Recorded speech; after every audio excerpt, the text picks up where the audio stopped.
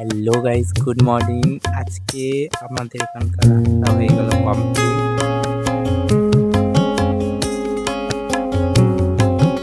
আর চারদিকে সুন্দর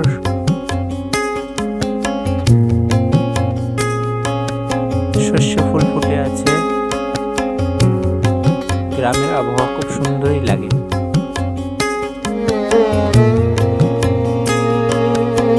আর আমি একটা লাইনকে ডিজাইন করেছিলাম, এইটা বানাতে আমার দিন লেগেছে।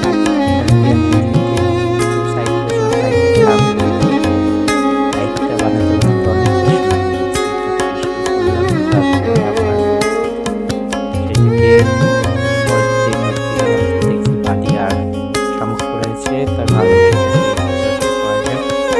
তো এটা অতটাও ভালো হয়নি, আমাদের মনে হচ্ছে যে জল দেওয়ার সময় শামুক আর বালি দেখা যায় না।